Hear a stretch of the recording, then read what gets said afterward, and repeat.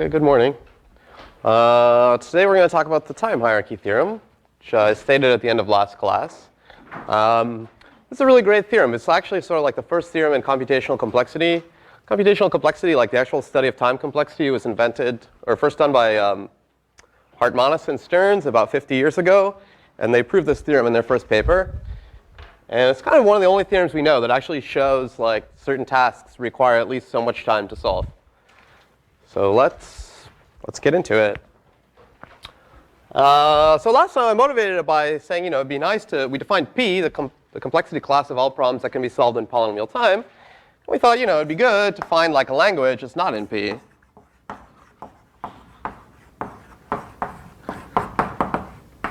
Just to know that like not everything can be solved efficiently. And it suggested that one such language is the halting problem.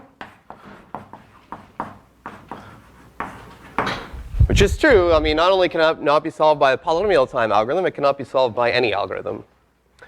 So, we would like to, make this a little bit more interesting. So maybe we'll look for a decidable language, some language that can be decided by an algorithm, just not a polynomial time one. We'll look for a decidable language that's not in P. But actually, the proof is going to closely mimic our proof that the halting problem does not have any algorithm at all. So here's an idea. It's the idea of how you would find such a language. Idea is here's a task. It's not a language, but it's just an idea here. It's not the final thing. A task: simulate a Turing machine, a given Turing machine for 2 to the n steps. So in other words, you can imagine the following task. Like in the halting problem, you're given a Turing machine, like some Turing machine code, and an input string. And halting problem sort of asks you to determine what is the final verdict of this machine on this string. And this task I'm talking about here is, you don't have to do that. Just the task is sort of simulate this Turing machine on this string for 2 to the n steps and see what happens. Again, this is what I'm staying at a high level. This is not a language. It's just a task. But the idea is, on one hand, this is not an impossible task. It's not like halting problem. You should be able to do it. So it should be doable in some amount of time. Well, I mean, it's probably going to take you time at least 2 to the n. And there's probably some overhead in doing the simulation or something. So just to stay at a very high level, let's say it should be doable in polynomial in 2 to the n time.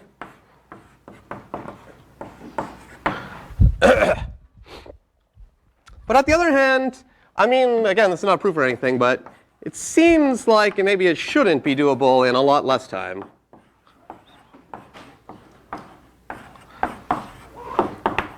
Let's say poly n time.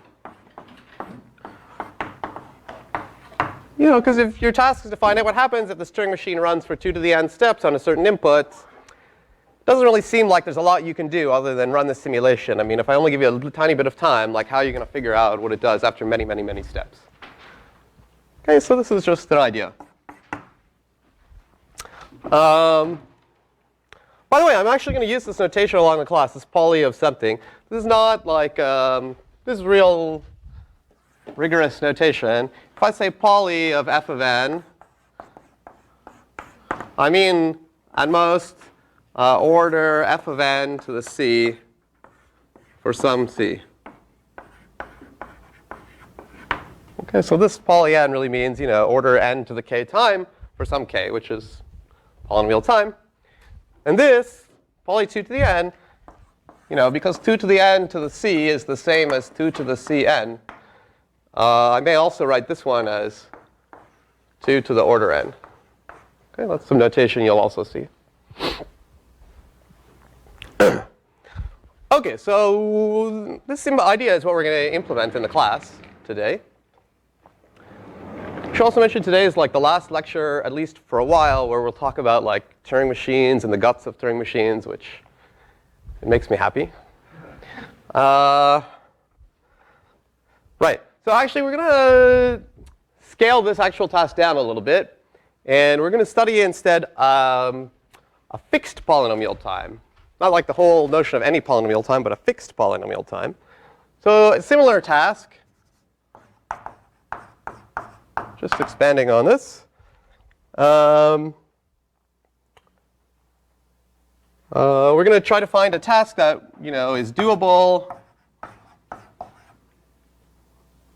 Let's say not doable. And let's pick a fixed polynomial time, like n squared time,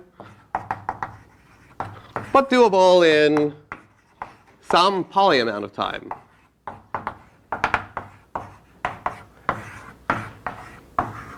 For whatever reason, I have n to the 8. OK, so I'm going to show you a task that is not doable in order n squared time, but it is doable in order n to the 8 time. OK, that's similar to what we were going for, to sort of show that if I give you more time, you can do more stuff. In fact, I'll eventually give you a language that has this property. And the idea is the same idea. It'll be based around the idea of simulating a Turing machine for n cubed steps. Okay, so similarly, you can imagine if I require you to figure out what a certain Turing machine does on a certain input after n cubed steps, you're going to have a really hard time doing that in n squared steps. On the other hand, if I give you like a lot more time than n cubed, maybe n to the 8 time, and even if you have to do like the simulation on a stupid one-tape Turing machine or whatever, you can do it in some amount of polynomial time.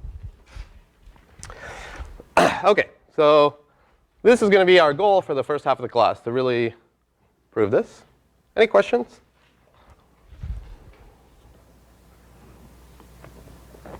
OK, so yeah, I'm actually going to give you such a language with these two properties based on this idea. The language itself is a bit artificial. It's not very natural. Later in the class, I'll give you a more like natural language with this property. But to get started, we have to do a proof where the language is not especially natural. It's like in the Turing's proof of the halting problem, right? I mean, the eventual, well, yeah, it's based on like a strange idea. So I'm going to define the language just by saying a Turing machine. And then the language will just be whatever this Turing machine accepts.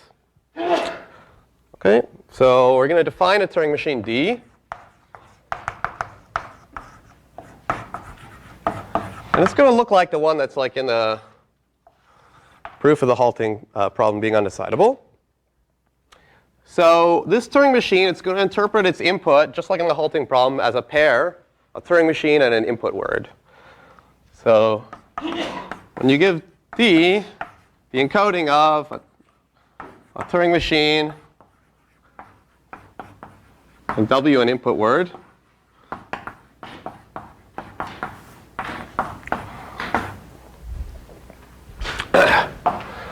OK, this is what D will do. It'll use a universal Turing machine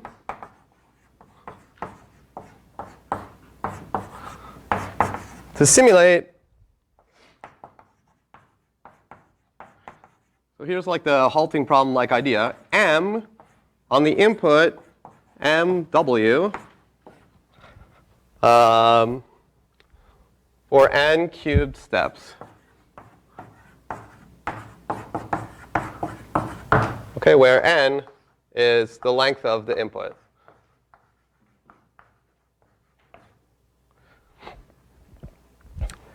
So it'll simulate it for n cubed steps. And after that amount of time, it may have already accepted or rejected, or it might still be going. So if it accepts, well, this is the thing that's always in this like halting style proof. You do the opposite. That's what we want to do here. If it accepts, then D rejects. And conversely, if it either rejects or it times out, like it has not finished, then D will accept. OK, and that's it.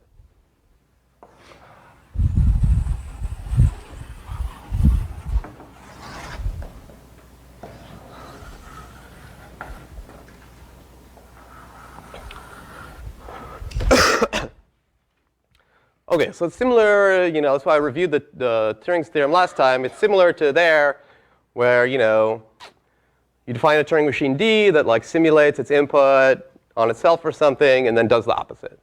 That's sort of how these diagonal proofs go. Any questions about the definition? One thing I'll say is, last time I showed you, or maybe 2 times ago, I showed you like an actual universal Turing machine. You have to add like one twist to this, where like you need a universal Turing machine that not only can like simulate a Turing machine on a given input, but like simulate a Turing machine on a given input for a pre-specified amount of time. Now, it's not too hard to do. In fact, we're actually going to talk about it later in this lecture. It's also similar to like one of the problems on your homework, maybe 2 or something. So I think you should probably not be too like shocked that it's possible to do this. And we'll even like get into some details of it later. But I think you can believe that this is doable. OK, so let's gather some facts about this D.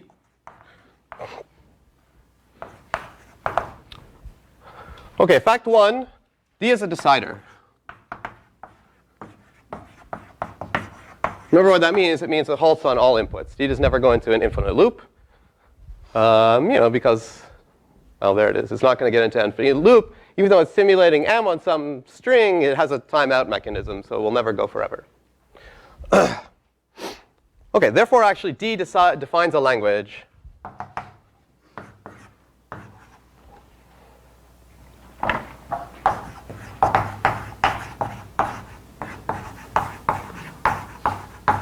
just the language of all strings accepted by this D. And that's going to be our language, which has these 2 properties eventually. And as I said, it's not really that natural or anything. It's just whatever language is accepted by this Turing machine.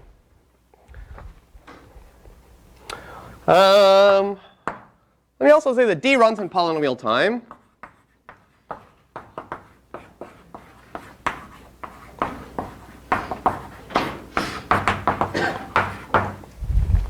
And now you might say, what polynomial? I mean, if I want a little bit more information. Well, it depends basically on how efficient your universal Turing machine is. I mean, it's definitely going to be at least n cubed time, for sure, but probably actually more. Depends on how efficient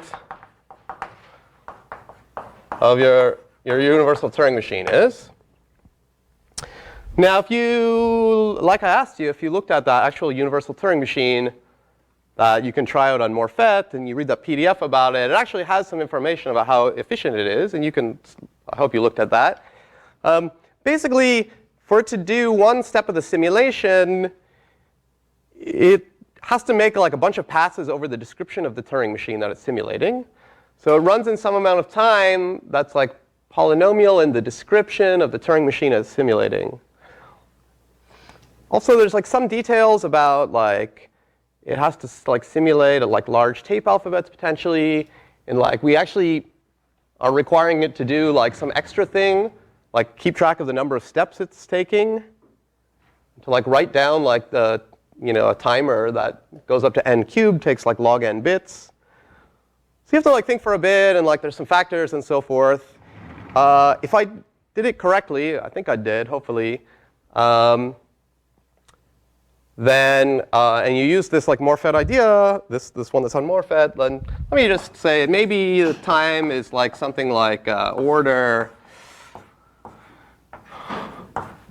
the 4th power of the length of the encoding of M times n cubed. I mean, it's definitely got to do like some amount of work per step, maybe times log n for like keeping track of the number of time steps. Anyway, this length of M, it's just one component of the length of the input. So this thing is at most n. So maybe this is n to the 7th log n. Let me just say order n to the 8th. Okay? That's why I wrote like 8 over here, because even with like some generic universal Turing machine, it seemed like this was enough time to cover the simulation. Hopefully you can tell by my tone, like I'm not too concerned about exactly how long it takes. you know, it should be like some fixed polynomial that's going to be bigger than n cubed. Any questions? OK, so let's actually let, I mean, I sort of said this in words, but let L be the language accepted by D, or decided by D.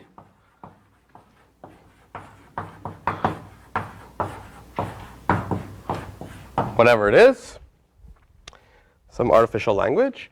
So, you know, what I've just said here is, like, therefore, L is in time n to the 8. And the main claim that I want to prove to you is that it's not doable in quadratic time.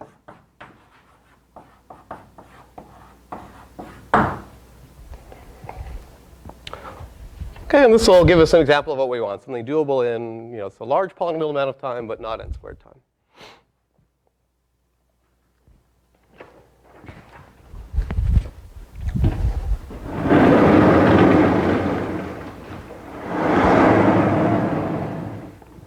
OK, you ready for the proof? Yeah. You mean like not unlimited? Oh, yeah, sorry, thank you. Critical. Thank you. OK, so let's prove this claim.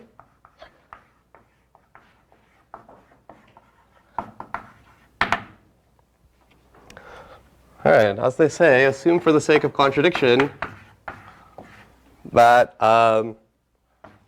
it can be decided in n squared time, so that S is a decider Turing machine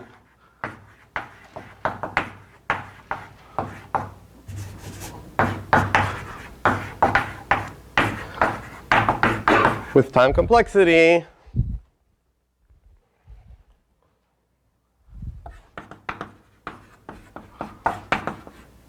T of n, which is order n squared. OK, so you can think of like S as some kind of magic special speed up machine. Like somehow it does the exact same thing as D. That's the point. It decides L. But like somehow magically it speeds it up. Like it manages to do it in n squared time. And that's what we're going to get a contradiction from. It's like a speedy version of D. OK, so the idea is we're going to consider running S on a bunch of inputs.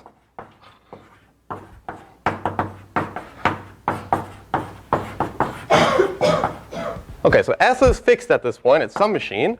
And we're going to consider running S on inputs that, as is always in these kinds of proofs, like the Turing machine input is going to be S itself. And the word input is just going to be like long strings of zeros. There's nothing too special about the word input, just the fact that it could be arbitrarily long.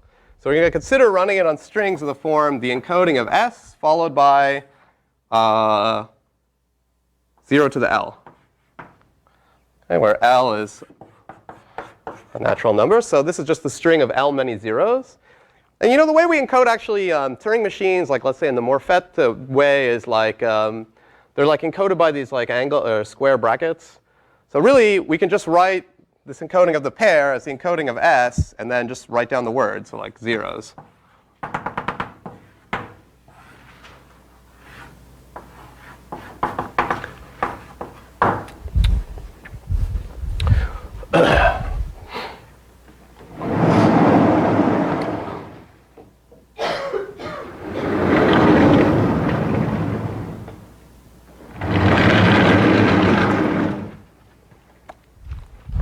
All right. Well, there's no eraser, so we have to end the lecture now. Aha.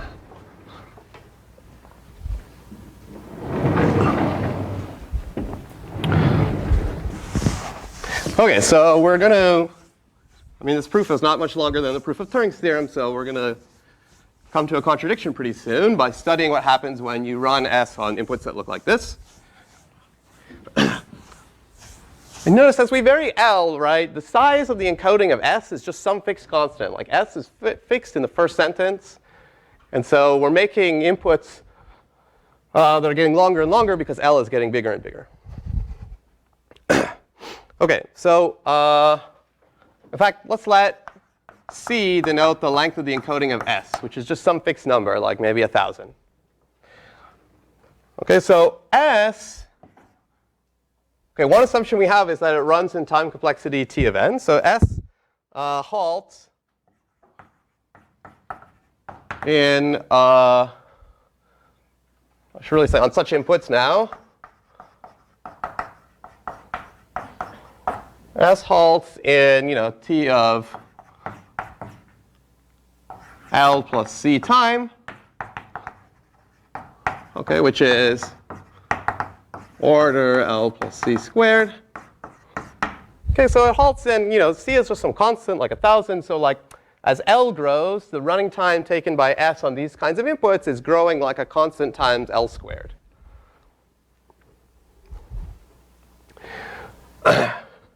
So what I want to say is, this is eventually smaller than L plus C cubed. Strictly less than L plus C cubed for large enough L.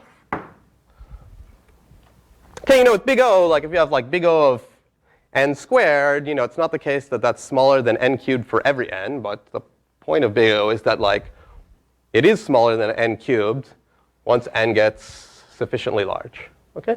And how big is sufficiently large? It depends on like what is the constant capital C hidden in this big O. But that's fine. So it's less than L plus C cubed for large enough L. Say L bigger than L star. So that's statement OK? So all I'm saying is if you consider longer and longer strings of this form, eventually the amount of time that S takes when run on such a string is smaller than L plus C cubed. And the reason I care about L plus C cubed is that's how much time, basically, n cubed, that D would spend working on such a string.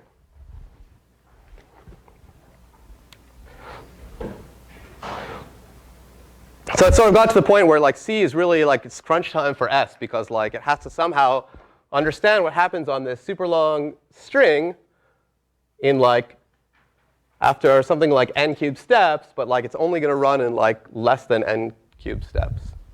So it's kind of getting in trouble. OK, so let's get the contradiction. We're almost done. OK, since S by definition decides L, I mean, what is L? It's whatever is decided by D. So like that literally means on every input, S and D have to do the same thing. So we know that like S on every input, and we're going to consider, as I said, inputs of this form. So in fact, let me do S and 0 with this super long L star length string of zeros. Has to be the same as D running on this.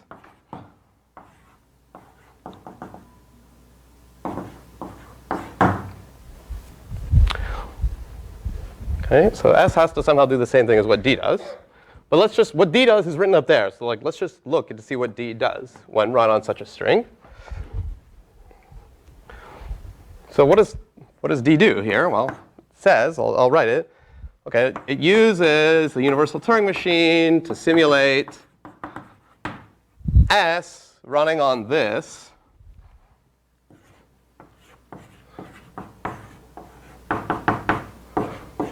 For a number of steps, which is the cube of the length of this, which is exactly this. Exactly L plus L star plus C cubed steps.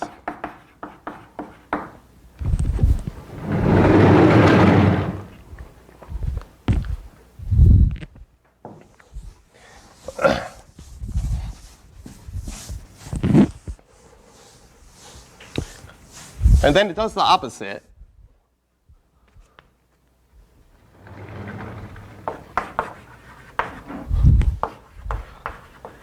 And when I say it does the opposite, like it does the opposite in an accept-reject sense, except that there's like a twist in general where like if the thing times out, then it accepts.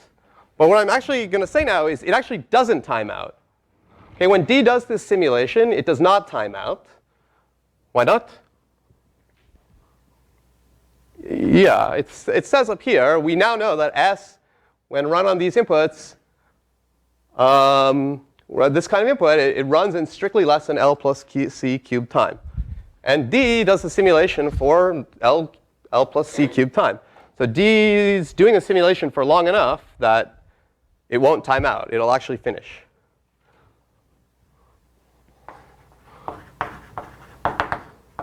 It doesn't time out, which it doesn't, by what I just said.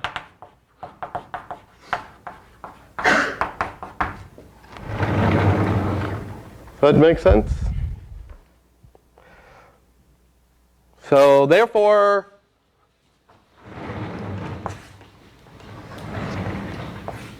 D really gets to the end of its simulation, and the thing it's simulating, S, on this input, either accepts it or rejects, and D does the opposite of that. So the output of D on that input is equal to, the opposite of S running on that,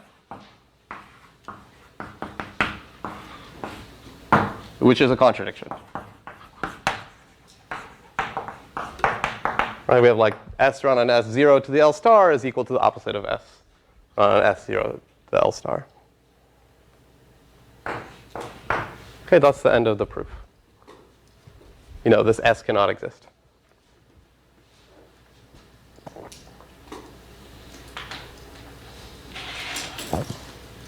Any question?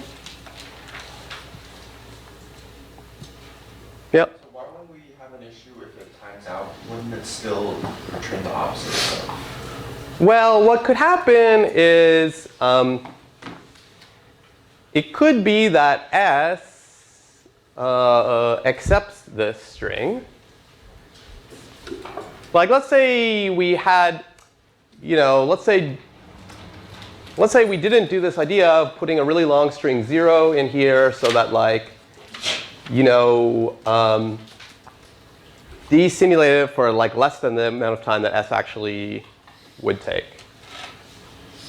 So it could be that S actually accepts S comma, a few zeros. But then D, when it does the simulation, it like times out. And so it's like, well, if I time out, I'll accept. And that is what S does. So like we would not get this conclusion that D does the opposite of S. We kind of only know that D does the opposite of S. So both D and S are deciders, so they both either accept or reject eventually. But we really only know that D does the opposite of what it's simulating if the simulation doesn't time out. So we really have to make sure that D simulates its thing that it's simulating to full completion. And so really that's just why we need to that's why it works, right? I mean, because S basically runs in at most quadratic time, and D runs in like n cubed time exactly. So as long as we make sure the input is long enough so that like in the big O notation it like kicks in and like S's quadratic time, big O of quadratic time is still smaller than this fixed 1 times n cubed time, then it'll work. I mean, the proof will work. It's a good question. Another question? OK, great. So this is very satisfactory to me. We're still going to try to make this theorem a little bit better, but this is already pretty satisfactory. So now we have a language, L, that's in time n to the 8th, and L is not in time n squared. That's very satisfactory. Now, I guess when Hart and Monitz and Stern wrote their paper in 1965, they were like, this is great, but it'd be even better if if these two quantities, n8 and n2 squared, were closer together. It would be an even more impressive theorem. So we can try to imagine what's preventing us from getting this n cubed larger and this n8 smaller. So it's based on the idea of simulation for n cubed step. So let me first ask you, like, could we make this a little bit bigger and still use the same proof?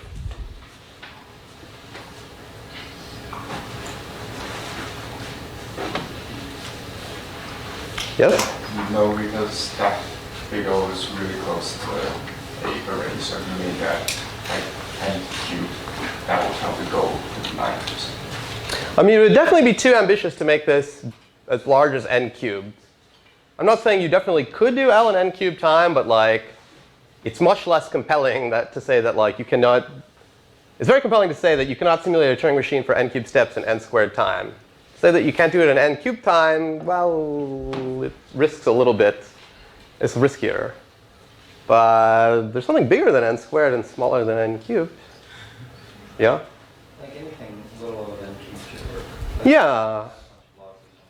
Yeah. So where does the square enter into this argument? It entered here. It's like order, it's n squared. And we really just needed that this was eventually smaller than the fixed running time n cubed in the definition of D. So like we could have put this exact same L with the exact same proof is also not in time order n to the 2.9999. Just because, a running time that's big O of n to the 2.9999 is eventually smaller than n cubed. So, and the proof is like exactly the same. Is that OK? So that's kind of good. I mean, we can get this basically up as close to n cubed as we want. Now you might say it would be even cooler if we could get like, this L if it were in time n to the 3.00001. That would be great. We'd have like something that you can do in like just slightly slower than n cubed. And you can't do it with any algorithm that's even like slightly faster than n cubed. And we're probably not going to get it, better than n cubed, because it's got to at least simulate something in n cubed steps. So getting this down, though, getting this 8 down towards 3, well, it really depends on the algorithmic efficiency of your universal Turing machine, right? Where did this 8 come from? That's because we argued you can probably carry out this simulation in somewhat more than n cubed steps. OK, so that again goes to show, right? Like if you really want a cool theorem in complexity, often the main step is getting like a very strong algorithm. Like if we want to improve that 8, like we have to start thinking algorithmically about how we can do this simulation more efficiently. And I will talk about that a little later. But I want to address a different question first.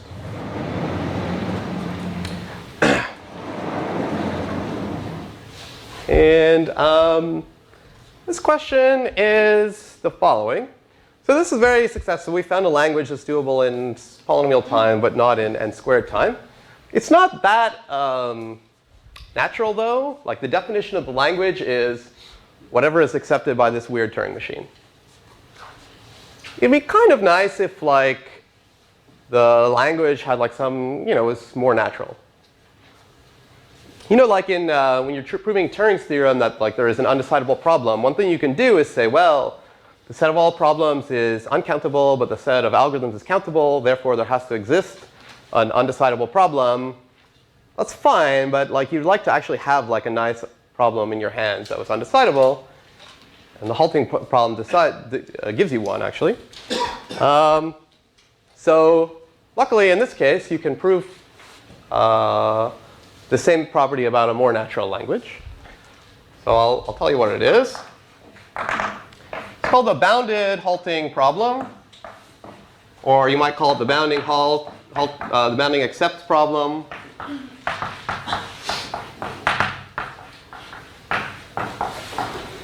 OK, and for abbreviation, I'll call it BA for bounded accept. And it's actually a family of languages, one for each time bound. So I'm going to define a language called BA sub n cubed. That's the name of one language. BA sub n cubed stands for bounded accepts in n cubed steps. And here it is.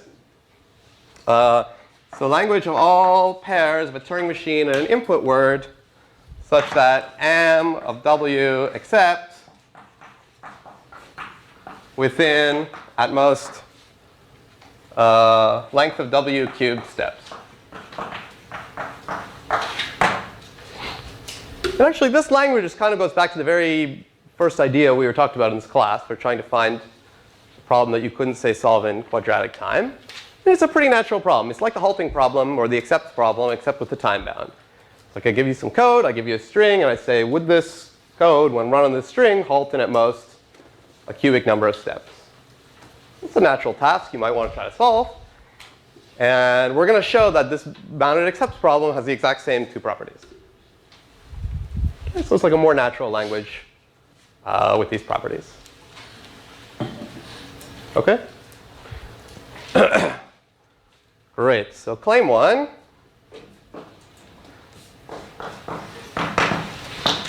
is that you can do it in like n to the 8th time.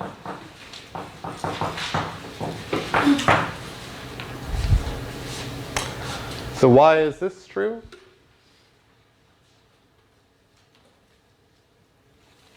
Yep. You could just run m on w for Yeah. n cubed steps. Yeah, it's literally exactly the same as this reason. I mean, you just use a universal Turing machine to run m on w for length of w cubed steps. So I guess instead of n cubed, you would have length of w cubed here. But anyway, length of w is at most n. So you just do it. Exact same reason. You can do it in some fixed polynomial time. And with the universal Turing machine that we've talked about or we saw, it's maybe n to the 8th time. OK. So the main part, of course, is the opposite claim. Claim 2, it's not in time n squared. And just like with the halting problem and so forth, we gave a direct diagonalization argument to show that the language L, defined by D, can't be solved in n squared time. But for this language, instead of trying to do a direct argument, we're going to kind of do it by reduction from L, which we already know can't be solved in n squared time, to this bounded accept problem. Now, I'm not actually going to define reductions. We're going to talk about them later. So I'll just do that reduction directly. So this is all I'm trying to say is I'm going to argue this set claim 2, the interesting part, based on reduction to the theorem we just proved that this L, defined by the Turing machine D, cannot be done in n squared time.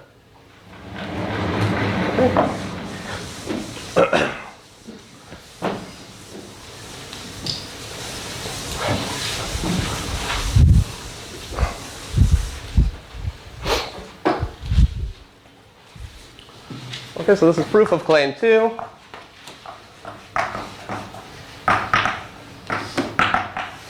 And I'm like so lazy, PF stands for proof for me. Proof of claim 2.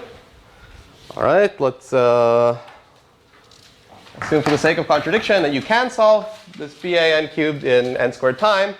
So B is a Turing machine deciding BA n cubed in order n squared time. So we'll show that L, still this same L, that's the language of this D, is in time n squared. But that's a contradiction. That's the thing that we just finished proving is not true.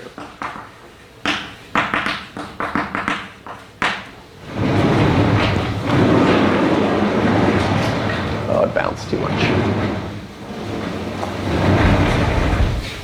OK. OK, so what do we have to do? We have to show a Turing machine that runs in n squared time and decides that does the same thing as D. Right? That's what it means to decide L, do the same thing as D. But the advantage we have, I mean, that's impossible, but the hypothetical advantage we have is a subroutine B that magically solves BA n cubed in order n squared time. Okay, so it's going to be easy. It's just what you would try once you write down the necessary steps of the proof. Okay, so to decide L on input, okay, L's inputs are like D's inputs, so like a pair M and W.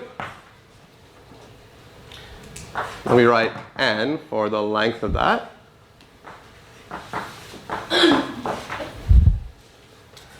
Well, we need to just do what D would do. We need to like come up with the same answer as D. So we need to know, what do we need to do? We need to check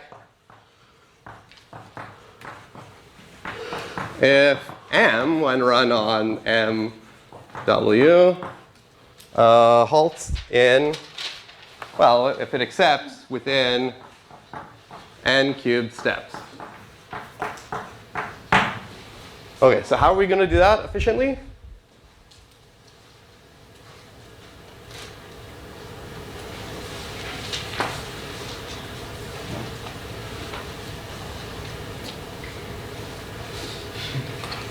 Yes?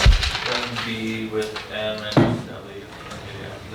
Yeah, I mean, we cannot do this in n squared time normally, but the point is that we have this like magical B.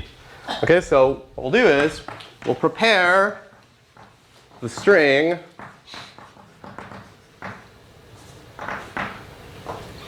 this is a little crazy, M followed by the string MW.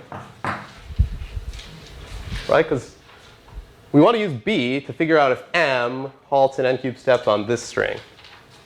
Okay, so the input to the string machine that is deciding L is MW. So we have to like take MW and like copy like basically the M part to the left. Okay, so this is like a little bit of Turing machine work. Maybe this takes time, even if I'm being generous, n squared to do the copying.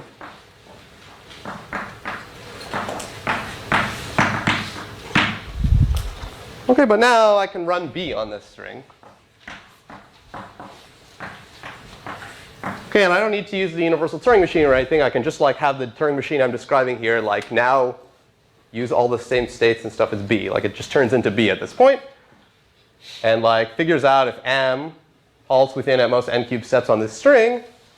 And I just have to switch the acceptance and rejecting states. Okay? I'll run B on this and do the opposite. And by assumption, this step of running B also takes n squared time. I think that's what it says right up there. Ah, that's a slight lie. If B takes quadratic time in the input length of B. B's input is actually this string. But n is actually only the length of this part of the string. Why are we still OK? Yeah? Total length is less than 2n? Yeah, that's right. So I mean, this was a bit too hasty. This runs in time quadratic in like the length of the input to B, which is MW squared. This is n, the length of this. But the length of the rest is just, well, it's definitely less than n. So like this part is at most n. So this is time like order 2n squared, which is still n squared.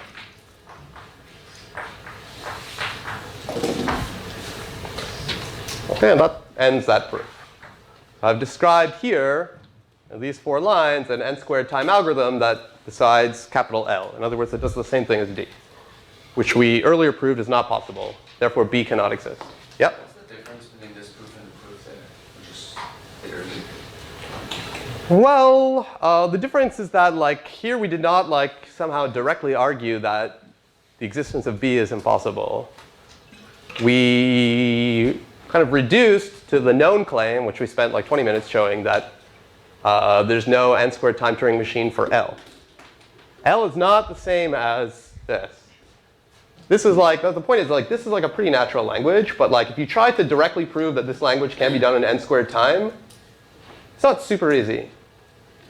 Whereas the easiest thing is to directly prove that this bizarro language, whatever D accepts, cannot be done in n squared time. So that's what we did. We first proved that this weirdo language cannot be done in n squared time. And then it's not too hard to show further that this more natural language cannot be done in n squared time. But it's sort of by reduction to our knowledge about L. OK. So, good. So actually, this fact is a bit more worthwhile to take away as like a takeaway that this language cannot be done in n squared time. In fact, it also, I mean, just for all the same reasons, it cannot even be done in n to the 2.999 time. But you can clearly do it in some polynomial time, like n to the 8th or something. OK? So eventually, you should forget like this weird Turing machine. And, this is a nice problem to remember.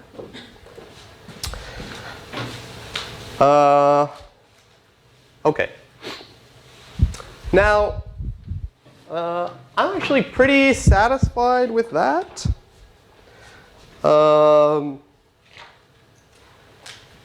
This was all based around like the number n cubed. Like we could prove a similar theorem, that there's something that can't be done in n to the 4th time, but can be done in like n to the 10 time or something like that. And we'll explore that towards the end of the lecture.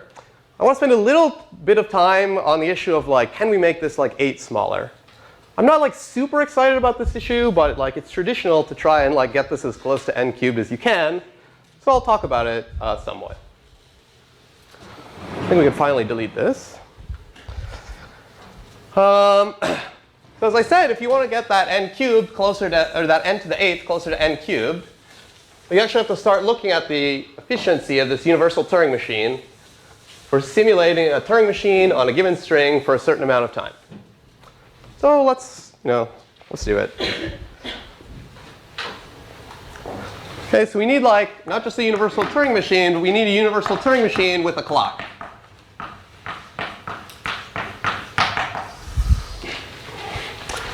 OK, so we have a task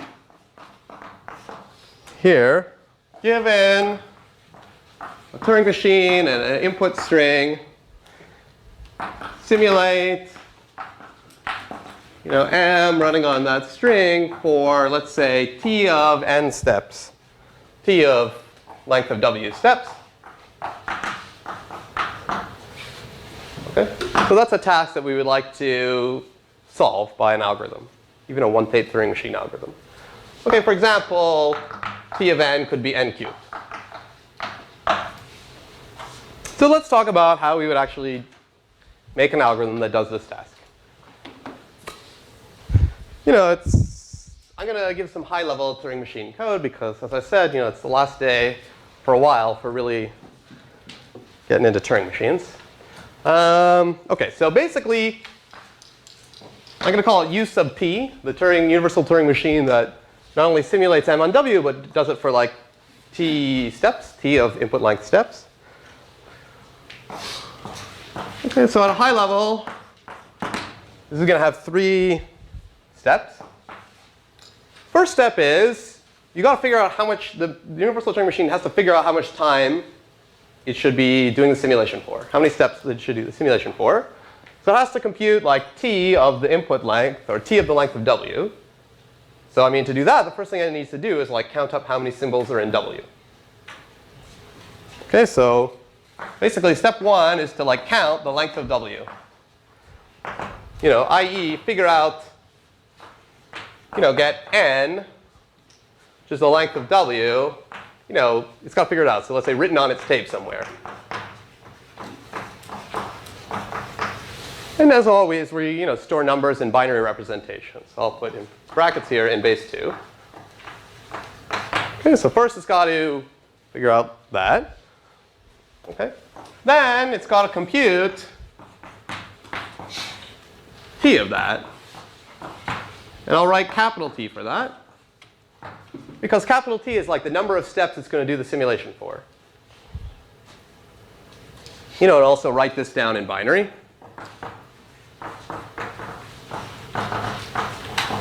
Then at this point, it still has m written on its tape. It still has w written on its tape. it also has written on its tape like the number of steps it's going to do the simulation for. And now it's similar to like the universal Turing machine that you could see on the MoreFed website, except like it also knows t. So it's basically going to do the simulation, but like every time it finishes one step, it'll like decrement t and then stop when t gets down to 0. Okay, so at a high level, the third step is simulate M1W, decrementing t at each step.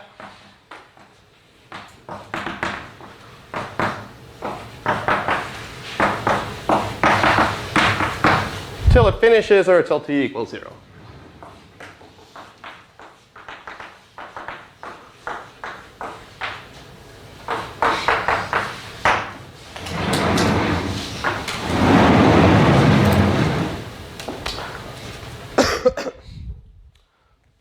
Okay, and in order to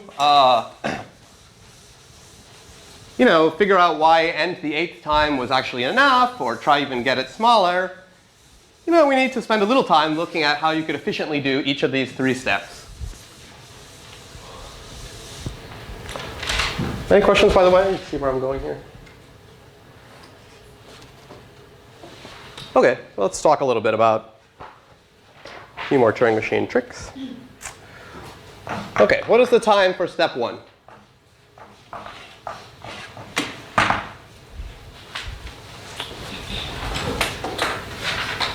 Can somebody tell me like a simple way to do step 1 and a simple upper bound on the amount of time it takes?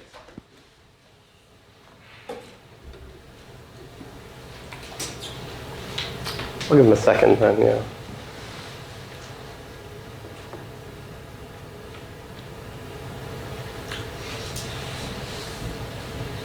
Okay, you want to say it? Well, you could like mark where you are in the string, and every time you go ahead by 1, you mark that, and then you increment a counter. Right. So you could like make a pass through the string, and like keep the counter at the end of how many bits you've seen. Now, how many bits is the counter going to use up? Log n. Incrementing a counter takes basically time proportional to the length of the counter, so that's like log n steps. Now, if you can like go through the string, mark the last one you saw, go to the end, increment the counter. That's like log n time. Then you have to like go back, found out where you were in the string, and move that mark ahead by 1. Go to the end, increment the counter, come all the way back to the mark, move the mark by 1, go to the end, increment the counter, and so forth. I think if you do that, it'll take you something like n squared time. Basically, eventually you're moving the marker on the string n times.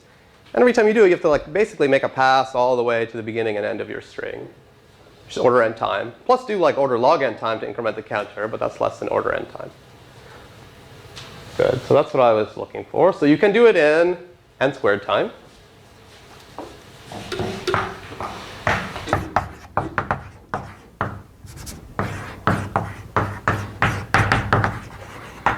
Although, if you're very careful, you can also do it, in fact,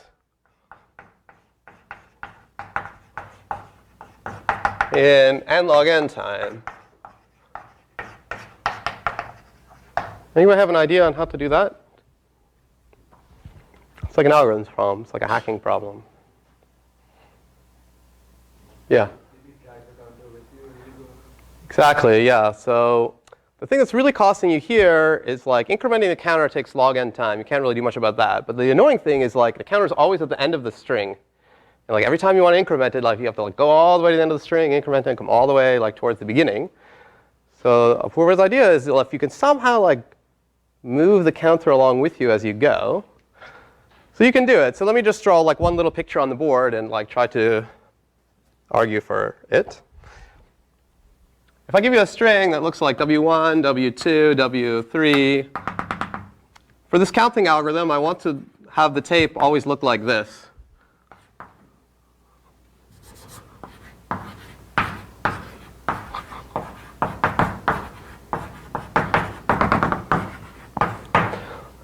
Okay, so I want the tape to always look like this, where you have the string W.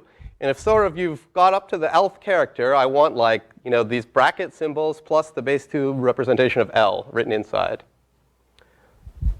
Now, Fine. How much time does it take you to like process one symbol now? Basically, you have to like move this piece into here and also increment this by 1. So incrementing this by 1 normally takes you like log n time. And then like moving it, this is like log n symbols, like shuffling it with this also takes about log n time. You have to do that n times. So that looks like n log n. There's a catch, though, which is that like sometimes when you increment this, like it gets longer. Like you need a space for a new digit. And when that happens, you have to like shift this whole string, which is of length proportional to n maybe, by 1 cell. So that shifting of the whole string takes you like n time. But you only have to do that whole shift like log n times, right? Because the number of digits only increases at most log n times. So like this expensive thing, you only have to do like log n times. So overall, like it's n log n, both for like n times the cheap operation plus log n times the expensive operation. It's tricks with Turing machines. Yeah. OK, so that's all I want to say about that. I don't want to get too excited about it. Time for 2.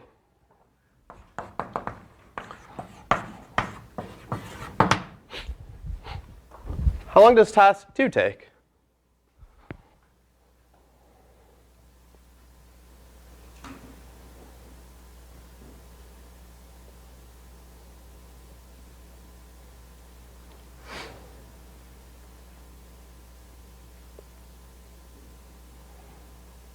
Anyone?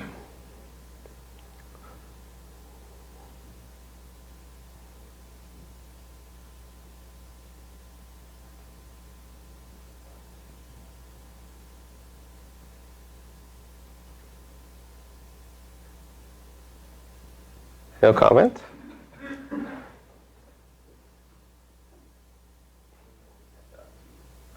Yeah, it depends on t.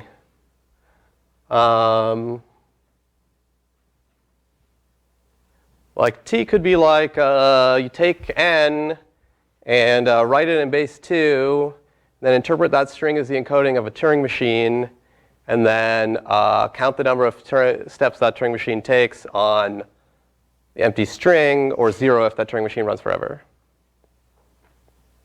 If that's the function little t, then actually step 2 cannot be done in any finite number of steps. But that's obviously stupid. So of course, it depends on t. T of n could be like uncomputable. That's very dumb, though. I mean, if that's the case, then you would say to yourself, never mind. I'm not sad that I cannot, like make a Turing machine, a universal Turing machine whose time bound is some uncomputable function of n. But like if it's simple, then it's not so bad. So like if t of n is like say simple,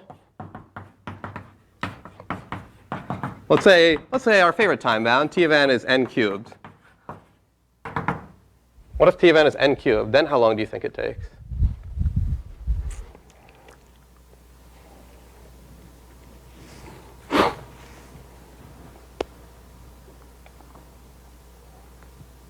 Yeah. N to the 4th. That is a way overestimate. So it's true that you can do it in n to the 4th time, but it's a way overestimate. Anybody do better?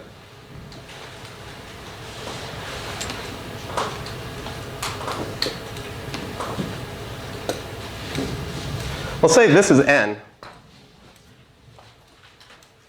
You finally just figured out that n is this. I don't mean 100, I mean 4. Let's make it 5, so it's like not that. So what is t of n? Like what string are you trying to write down?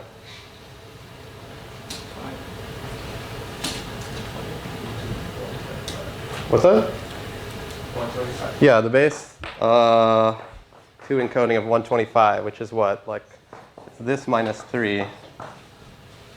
So I don't know, like this. I don't know, something like this. Well, it should be odd, right? Maybe this. OK, so how long does it take to go from this to this?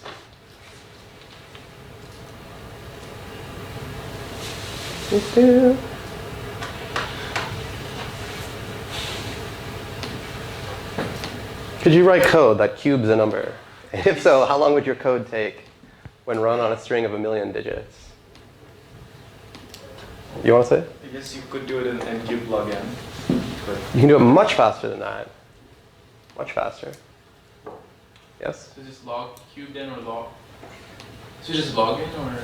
Some amount of time that's like roughly log n. Yeah. I mean, maybe a little bit more. So like, what are you trying to do? I mean, your task here is you're taking the base 2 representation of n, and you want to like get the base 2 representation of n cubed. This has about log n bits in it. How many bits does this have? Log 3 log n, but yeah, 3 log n bits. So you have like a log n bit number, and like you got to multiply it by itself 3 times. So you could use like the grade school algorithm. First do like this number times itself, and then that number times the original number again. It'd be some quadratic time algorithm actually, but it's quadratic in log n squared. Right? Like the size of the string that you're doing this arithmetic algorithm on, cubing, is like log n bits. So like with pseudocode, like with like C like pseudocode, maybe it would take you order log n squared time. Maybe with the Turing machine, maybe like, you can always put this to another power of 4. So like maybe log n to the 8th time. Okay, but one point is that this is like extremely small. We already spent like n log n time just counting the number of bits. This is like way, way, way, way smaller. Okay, so in this case, maybe polylog n time. It's much smaller than this time we spent in step 1. It's also much smaller than the time we're going to spend in step 3. Like in step 3, we're actually going to take n cubed time, at least. This is like some negligible amount of time. It's like log n to the 8th time. Is it OK? I'm not sure.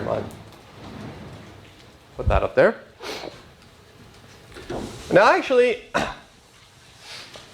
that's one example. Like if the function is n cubed, I'm actually going to be very interested in using a universal Turing machine with very large functions, T of n. So this is not ridiculous. Like say T of n is 2 to the n to the 10. I do care about that. So now how long will it take to compute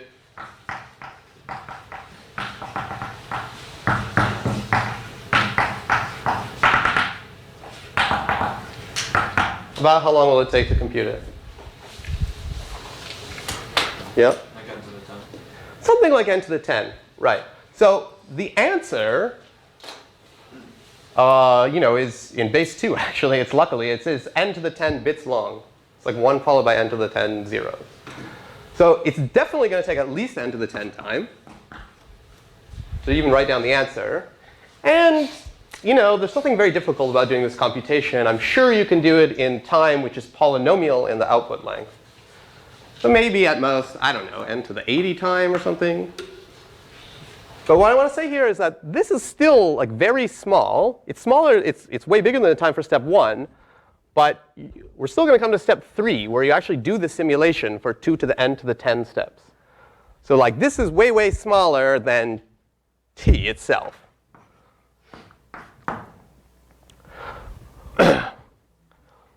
So all of this is to say is that, OK, there's some bizarro circumstances if some like insane person asks you to like simulate a Turing machine for a running time-bound t, which was some bizarro uncomputable function, then of course you'd be dead. But like in some, if it's like some reasonable function like n cubed or like 2 to the n to the 10 or something, it will take you some time to compute this t of n, but like that time will probably be negligible compared to the amount of time you're actually going to be simulating for. It's kind of a technical point, but like you got to worry about this. So this brings me to like one of the most technical definitions in all of complexity theory, but you've got to make it. So here we are. So a function is called time constructible.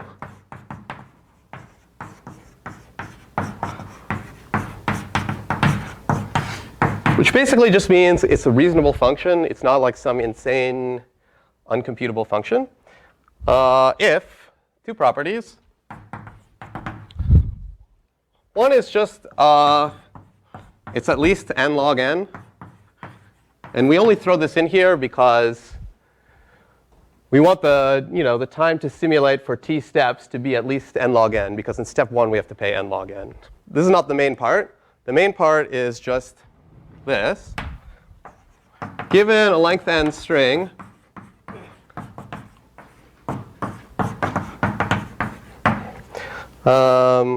you can compute the base 2 representation of t of n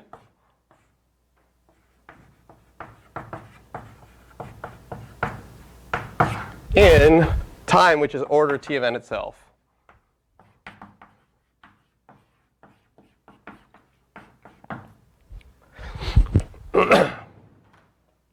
OK, so this is the technical definition. But when this happens, basically what you can say is that the whole point of this definition is so that you could say the time for doing step 2 is like negligible or small compared to the time of doing step 1 and step 3. Or rather, sorry, the n log n is so that the time for doing step 1 is negligible compared to the time for step 2. And the point of the second thing is so that the time for step 2 is negligible compared to the time for step 3. In step 3, you're definitely going to be taking t of n time. That's how long you're doing the simulation for. And so that's the amount of time you can afford to spend writing down the number of steps that you're going to simulate for. Yep? Second. Yeah. For example, if t is an uncomputable function. There are some functions you can think of the halting problem as a function from strings to 0 or 1.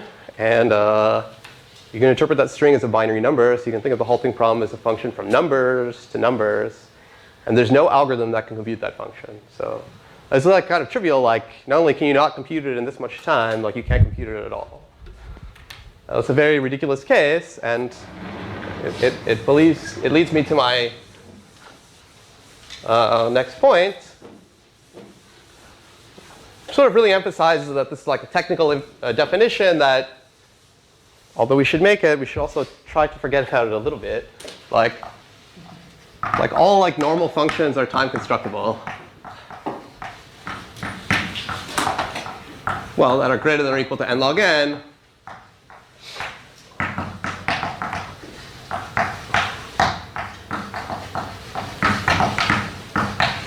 OK, so this is just a fact I'm telling you. You should technically prove it. I argued it sort of for you in the case of n cubed.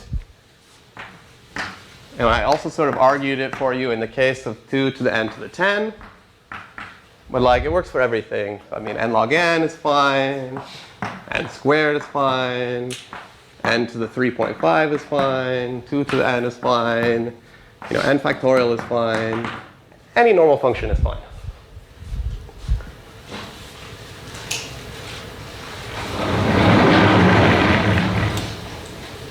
OK, question?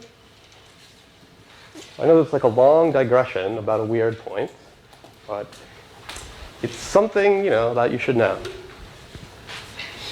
Yeah. What does that string have to do with it? Which string? The length n string. Oh, the point is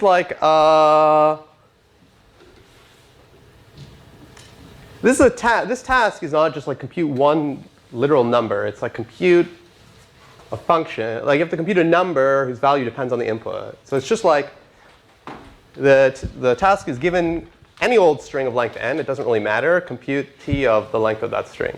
So actually, often people will not say this. They'll say, instead, they'll say, given as input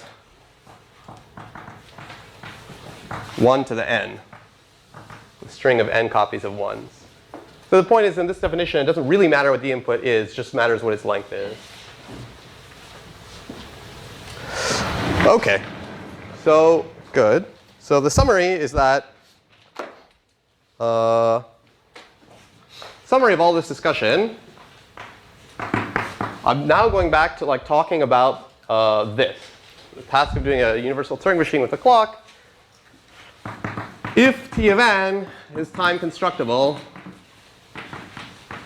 then steps 1 and 2 take order T of n time.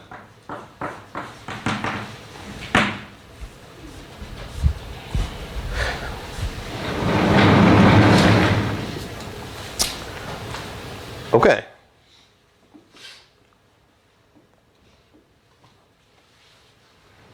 So let's talk about step 3.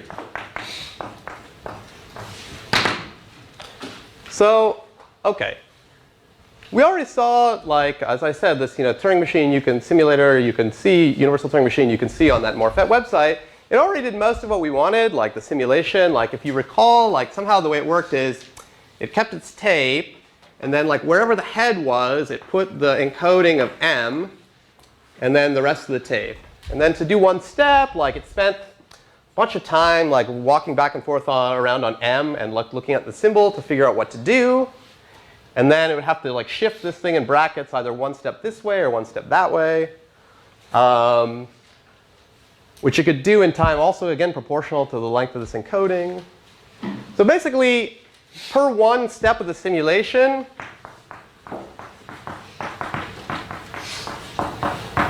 it took an amount of time which is polynomial in the length of the Turing machine's encoding. And if you like read that PDF, he's like, it takes order length of m cubed time. Okay, the way he did it. Now, there's two, I don't want to say problems, but deficiencies with that thing. It's good. It's just not quite enough for us yet.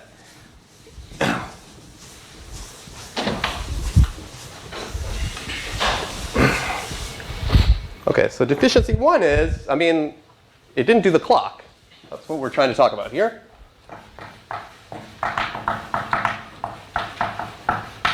OK, got to handle the actual clock. Oh, that's OK.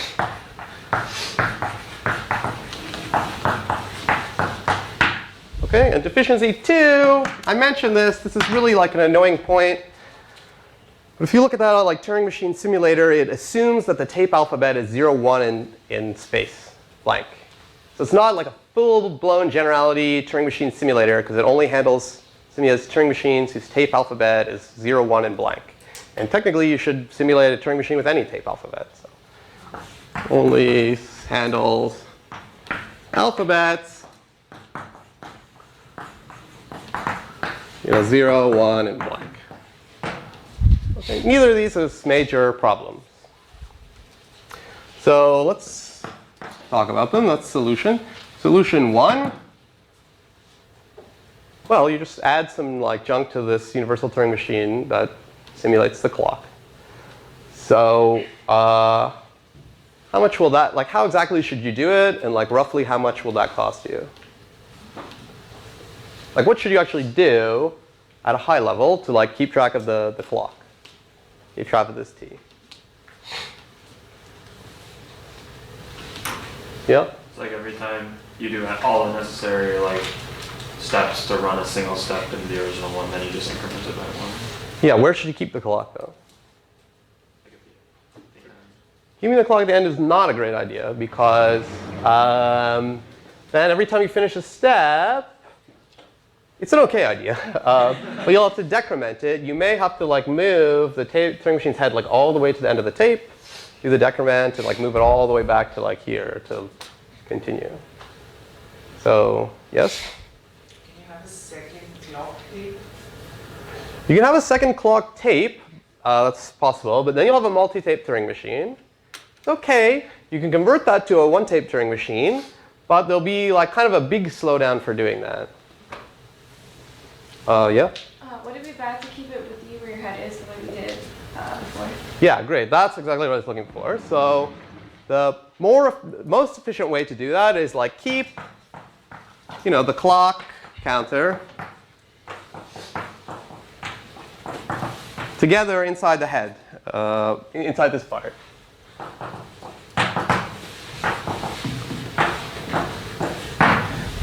Because basically the Turing machines simulate the UTM's the time, most of it is like the head is like shuttling back and forth inside here. So it's a good idea to keep the clock countdown here because you're messing around in here anyway. So you don't have to send the head very far away to decrement the clock. So keeping track of this clock has a cost per time step. And what is the length of the amount of space of tape you need to devote for the clock? Log TN. Yeah, log T of n. So like you need like log is normally not capitalized, T of n, because this is capital T, bits for the clock. So you get like this more additional slowdown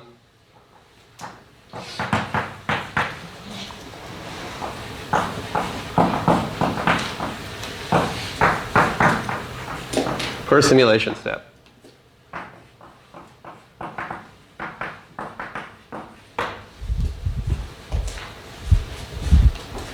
Okay, so there's not much you can do about that. I mean, especially if t to the n is like 2 to the n to the 10, you're going to need like n to the 10 bits to like store the clock. So you're going to get like an extra factor of n to the 10 slowdown per step, but there's nothing you can do.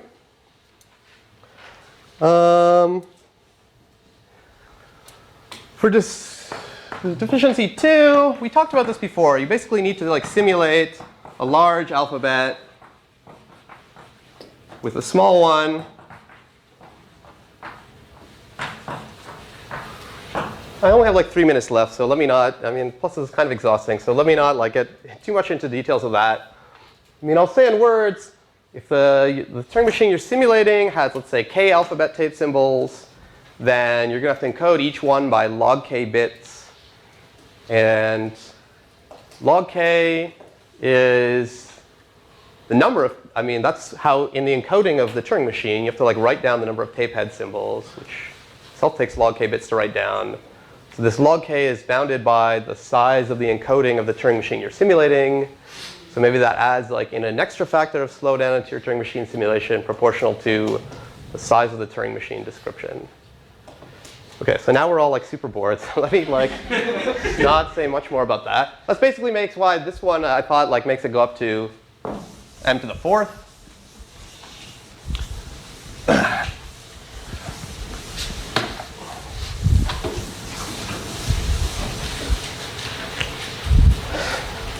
Okay, so here's the final conclusion. This is a true theorem. If T of n is time constructible, there's a universal Turing machine. There's a Turing machine called U sub t, such that, given MW, UT simulates M of W for T of W steps in time, order of 4th power of the size of the Turing machine encoding times T of n times like log T of n. Okay. This T of n is because basically it's doing T of n simulation steps. This is for keeping track of the clock. This is somehow like the overhead of, the simulation. Now, okay. Well, I'm out of time. Let me just say 1 or 2 more sentences. So, for example, this is why, at the very beginning of the class, when we were focusing on T of n being n cubed, I was like, okay, n cubed. You get like another n to the 4th here. That's n to the 7, log n. Let's just call that n to the 8. That's why all those running times were like n to the 8. If you remember back to 2 classes ago, and maybe I'll state this next time to remind you a bit more, I actually stated like the full time hierarchy theorem, which said that like basically, if you have a time constructible function, there's a language that you can do in something like Tn times log t to the n time, but you can't do it in noticeably less than t of n time. And how do you prove that theorem? It's like the general version of what I did today when t of n is n cubed. And you know, that extra factor of log Tn came because this simulation has a slowdown of log t of n. So next time, I'll just restate that theorem to remind you of it. The proof uses this theorem. And on Thursday, we'll actually stop talking about Turing machines and start talking about higher level concepts.